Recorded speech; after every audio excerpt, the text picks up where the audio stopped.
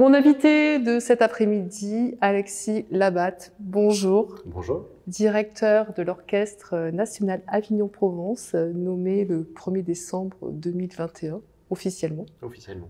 Et vraiment sur Avignon depuis tout début janvier. Alors, bienvenue. Merci. Nous sommes ravis de vous accueillir, en tout cas dans notre région, avec cet orchestre qui est devenu national. Alors, je n'ai plus la date exacte, mais il y a quelque temps, l'année dernière, par l'intermédiaire de votre prédécesseur Philippe Grison.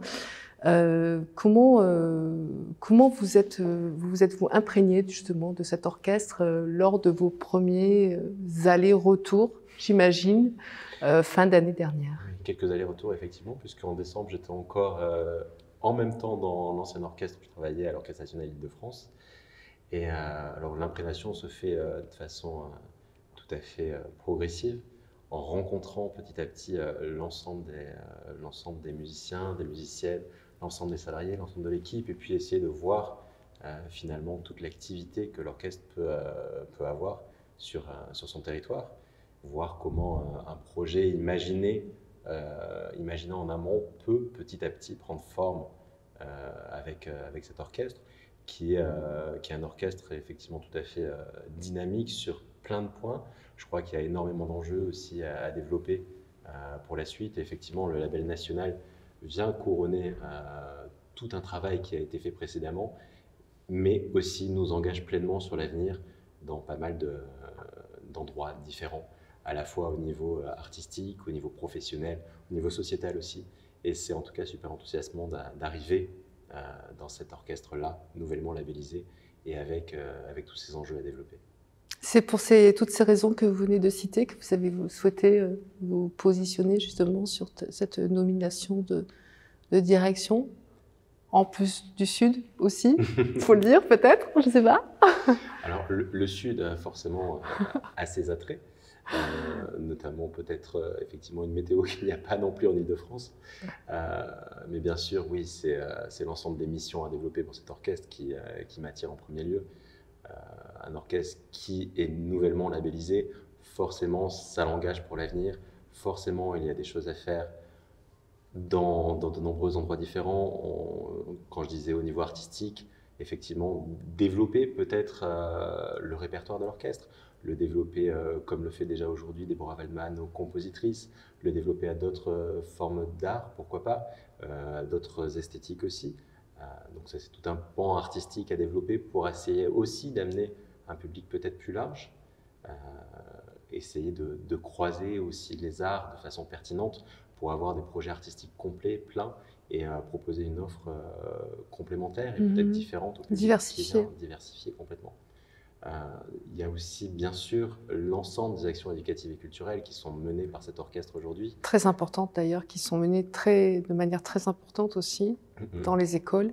Complètement. Dans les écoles, dans les collèges, dans les lycées. Les répétitions publiques générales. Des répétitions publiques générales. Scolaires. Des grands parcours sur la totalité de l'année scolaire aussi.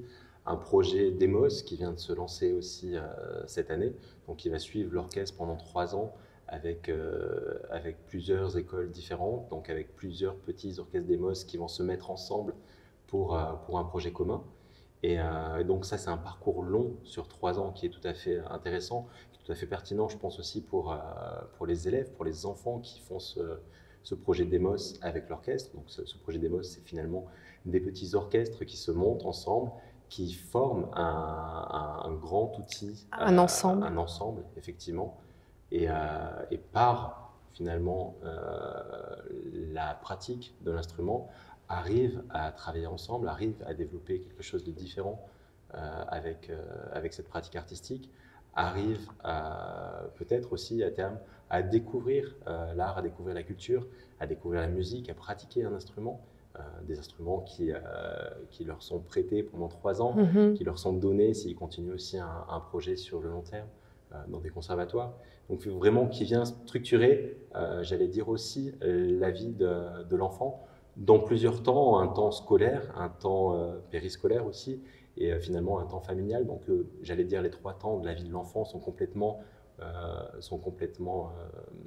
investis par ce projet Demos et qui est tout à fait intéressant aussi pour cet orchestre. Et je pense que c'est important d'avoir un projet comme ça, structurant sur le long terme. Donc effectivement, l'aspect aussi action éducative et culturelle est très important pour cet orchestre. L'aspect artistique aussi à développer, comme je vous le disais, et évidemment aussi aujourd'hui, on ne peut pas se passer pour un orchestre professionnel, pour un orchestre national, de la connaissance de son impact sociétal et voir ce qu'il peut faire au niveau peut-être de la transition écologique, au niveau également de l'égalité entre les femmes et les hommes, qui sont deux points, je crois, aujourd'hui très très importants. Mais là, vous avez déjà quand même un bel exemple avec Deborah Waldman, qui est la première femme chef d'orchestre. On a un très bel exemple, effectivement, avec Deborah Waldman, qui est Permanent. la première directrice musicale d'un orchestre permanent. Ouais. C'est encore à développer, je pense, pour les orchestres français. Il y a encore un grand travail à faire, je pense, pour permettre aux femmes chefs d'orchestre, pour permettre aux compositrices aussi d'être jouées, donc aux femmes chefs d'orchestre de venir diriger les orchestres, solistes de venir jouer avec les orchestres, et peut-être avoir des modèles qu'une jeune fille puisse se dire effectivement, ben voilà, je peux faire chef d'orchestre plus tard. Et ces modèles, on en manquait jusque-là. Et il est nécessaire, je pense, d'en avoir de plus en plus pour pouvoir tendre justement à cette égalité qu'on souhaite tous et toutes, et à cette parité, en tout cas poursuivie, entre les femmes et les hommes, à la direction musicale des orchestres, à la direction des orchestres aussi, dans les orchestres même, dans leur organisation. Aujourd'hui, quand on regarde les orchestres, la façon dont ils se sont construits petit à petit, c'est assez facile de voir les codes, j'allais dire, on a historique. Oui, souvent des femmes au violon, au premier violon, souvent des hommes en contrebasse, souvent des hommes solistes au niveau de l'harmonie, souvent des femmes harpistes, souvent des femmes parfois aussi flûtistes. Et il est nécessaire, je pense, de casser les codes. De casser les codes. Alors, effectivement, c'est peut-être un petit peu difficile pour un orchestre qui recrute par concours, qui recrute souvent avec un paravent. Donc petit à petit, je crois. Oui, bien sûr, parce que le recrutement se fait aussi par rapport au talent quand même. Complètement. C'est absolument nécessaire de continuer ça. En premier lieu. En premier lieu. Et peut-être d'approfondir ce travail aussi avec paravent. Les concours d'entrée dans les orchestres se font derrière paravent pour un premier tour. Et ensuite, deuxième tour, troisième tour, le paravent a tendance à disparaître aussi dans beaucoup d'orchestres. Donc peut-être qu'on peut en tout cas se questionner sur la nécessité de prolonger, pourquoi pas, le paravent sur la totalité du recrutement, et effectivement éviter toute éventuelle discrimination même non voulue, parfois complètement intégrée. Injuste aussi. Mais finalement, injuste bien sûr, mais finalement, quand elle est intégrée, on ne se rend pas forcément compte, j'ai l'impression, de l'effet que peut avoir peut-être la façon de jouer. On a l'habitude de voir une personne jouer de telle ou telle façon. Donc la voir jouer de cette façon-là, elle a appris aussi d'une personne précédemment.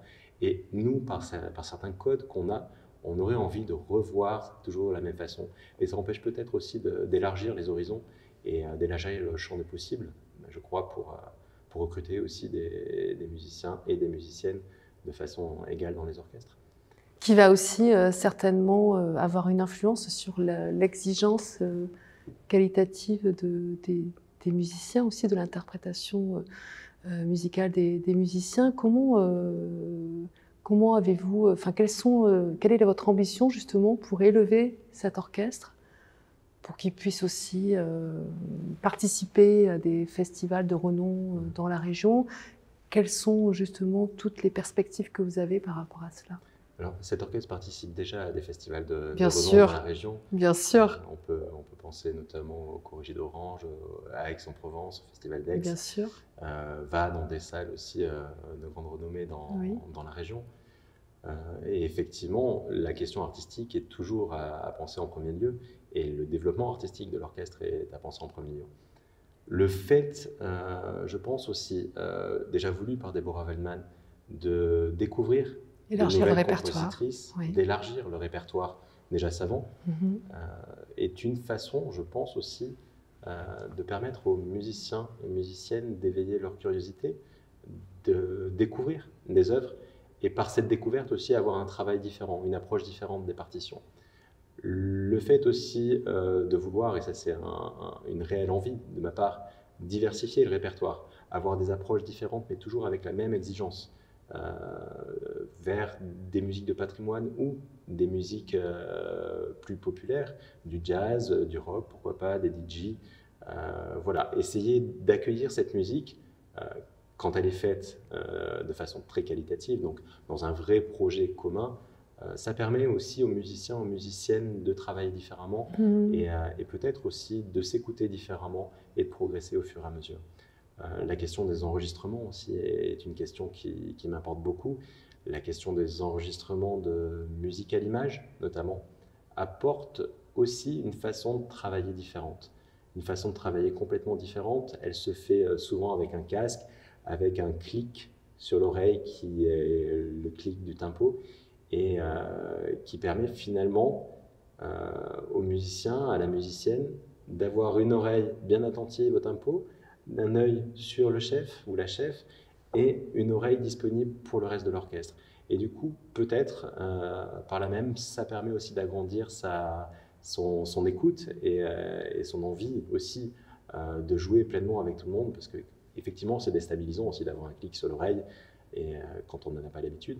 Et ça permet finalement de développer, je crois, cette écoute nécessaire pour encore développer la qualité de l'orchestre. Et en même temps, parallèlement, je me permets de vous interrompre pour faire une passerelle justement par rapport à ce que vous dites concernant le public aussi. Justement, quand on a l'image et le son, on le voit par exemple pour l'exemple concret de l'exposition Berlioz actuellement que vous avez mis en place.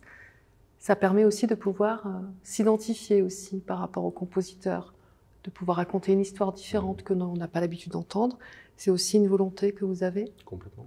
Complètement. Mais le parcours Berlioz dont vous parliez, c'est un parcours finalement sur le long terme aussi, qui s'ouvre largement aux collégiens, aux collégiennes, qui est dans le cadre d'un parcours qui s'appelle Collège au concert, qui est soutenu par le département de Vaucluse notamment, et qui permet à l'ensemble des élèves de découvrir finalement la musique de façon différente. La découvrir par un parcours immersif au sein d'une exposition, découvrir la genèse de la création de la symphonie fantastique d'Hector Berlioz en l'occurrence, et essayer aussi d'y aller par le biais d'une interactivité numérique aussi, avec une tablette numérique, avec justement une application spécifique qui permet, je pense, à l'élève de pleinement aller à l'intérieur de l'œuvre. En immersion. Complètement découvrir les instruments, découvrir les thèmes de la symphonie fantastique,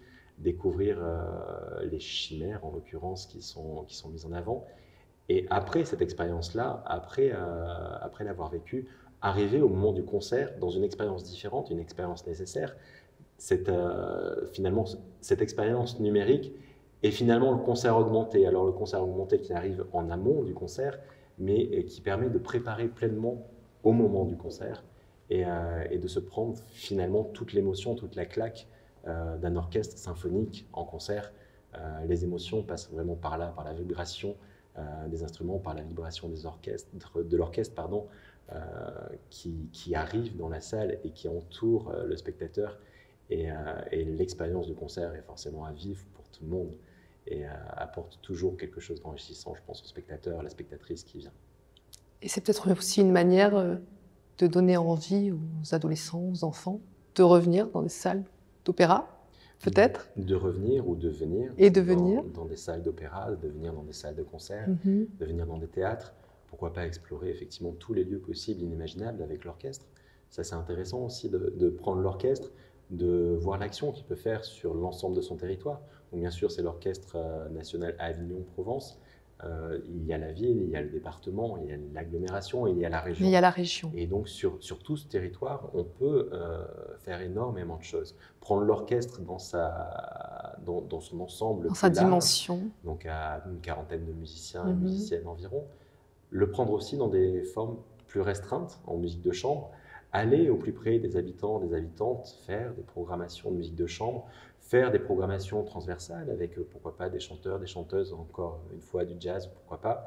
Essayer de montrer finalement toutes les facettes d'un musicien ou d'une musicienne d'orchestre et par là même aller chercher aussi les publics là où ils se trouvent, dans des territoires ruraux qui ne sont pas forcément accessibles à des orchestres parce qu'il n'y a pas de salle qui permet de les accueillir, mais aller les rencontrer et leur dire, ben, voilà, l'expérience du concert, c'est ça, en musique de chambre, venez aussi la vivre à l'opéra, avec un orchestre symphonique, et venez voir ce que ça donne, c'est vraiment tout à fait enrichissant, et vous en ressentirez avec plein d'émotions et plein d'étoiles dans les yeux.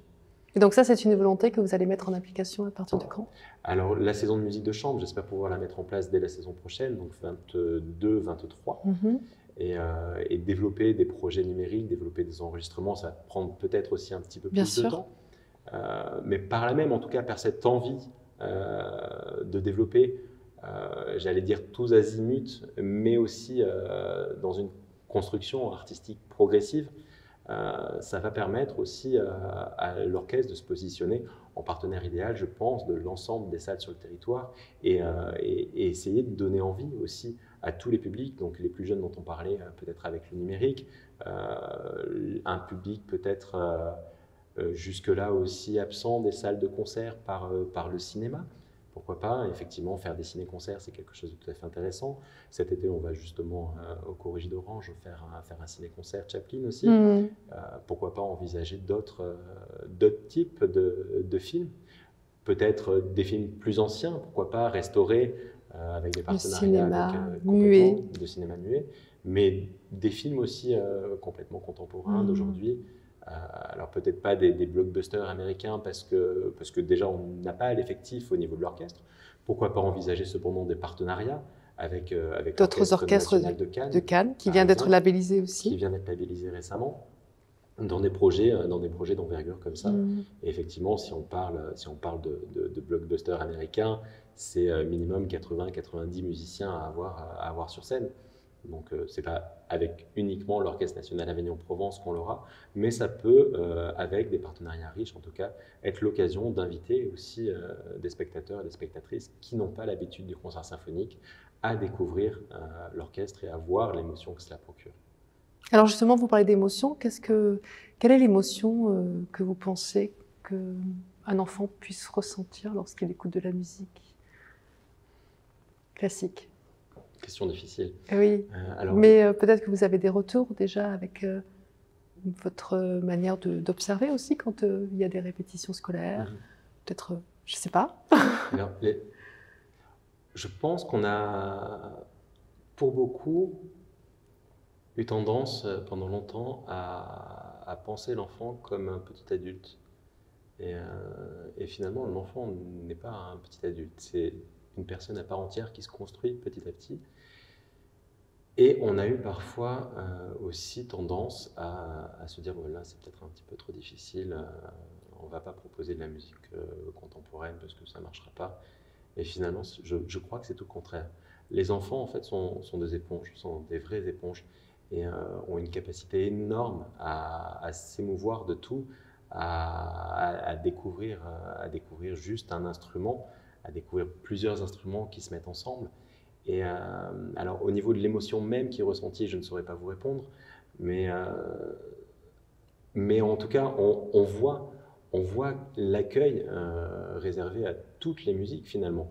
Quand un enfant, qui soit tout petit ou plus grand, se retrouve face à un orchestre ou face à quelques musiciens, il y a cette magie. Il y a cette magie de l'instrument, il y a cette magie du musicien ou de la musicienne aussi, qui souvent est habillé d'une certaine façon aussi, qui parfois peut mettre une certaine distance, mais aussi, de la même manière, finalement, avoir son costume de spectacle et engendrer aussi le spectacle par là.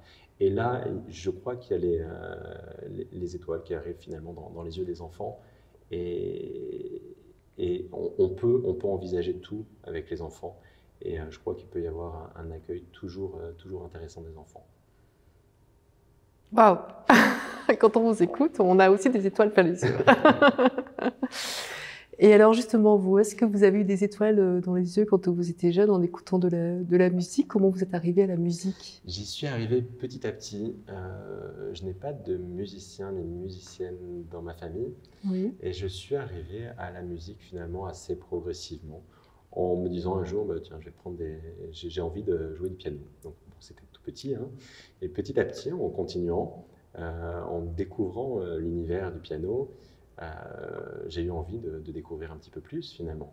Et je suis allé assez tardivement au concert, en tout cas découvrir l'orchestre. Et en découvrant l'orchestre symphonique, c'était, je pense, une claque pour moi. Et, euh, et l'orchestre symphonique, qui soit de dimension Mozart, de forme Mozart, 40 musiciens environ, ou une centaine de musiciens quand on va sur des œuvres de Mahler, Stravinsky, etc. C'est vraiment, vraiment quelque chose qui m'a touché assez vite et qui m'a donné envie de m'investir aussi dans l'orchestre à la fin de mes études. En tout cas, je suis arrivé progressivement aussi. Je me suis perdu un petit peu en médecine. Je me suis dit, tiens, pourquoi pas. Finalement, mais la musique, ça soigne aussi, hein. Musicologie, mais la musique, ça soigne complètement. La musique, ça soigne. Et on peut faire d'ailleurs plein de choses avec les hôpitaux, avec les EHPAD, avec plein de maisons médicalisées, essayer de se tourner vers le handicap aussi. Et la musique peut apporter beaucoup de choses aussi en ce sens-là.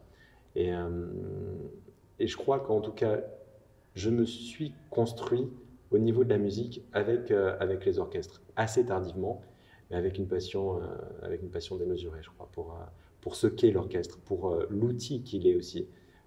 Quand je vous disais tout à l'heure, on peut interpréter une musique de patrimoine tout comme Musique de musique jazz. plus populaire. Je crois que c'est l'outil symphonique qui m'intéresse. Vraiment, vraiment dans sa dimension, on a plusieurs musiciens, musiciennes ensemble qui vont jouer la même chose et qui ont une même envie vraiment d'interpréter une œuvre de la meilleure façon possible et de façon la plus qualitative possible. Et ça, c'est quelque chose qui m'a toujours fasciné, voir la force du collectif, voir comment le collectif se met en branle pour pouvoir donner quelque chose de tout à fait pertinent, construit, avec une cohérence claire, une vraie cohésion. C'est, je trouve, assez bluffant de voir comment Ce que ça peut apporter. à partir de quelques notes, on construit une symphonie notamment. Oui. Et effectivement, tout ce que ça apporte. Et des instruments en bois et en cordes, ou avant. Tous. Oui. Alors justement, le fait d'être à la direction, vous avez été à la direction de l'Orchestre national de l'Île-de-France. J'étais administrateur, oui, de l'Orchestre national de l'Île-de-France. Voilà, maintenant vous êtes directeur de l'Orchestre national de Provence. Est-ce que finalement, c'est pas aussi une espèce de volonté de mettre en exergue justement tout ce que vous avez ressenti, vous, auprès d'un public plus large, et d'avoir une mission concrète et responsable aussi? Complètement, je crois que vous avez tout dit du coup. D'accord, bon. mais oui, non, c'est sûr que quand on ressent, quand on a envie de travailler avec un orchestre, on se dit aussi on peut faire plein de choses avec un orchestre. On peut avoir envie de renouveler le moment du concert même.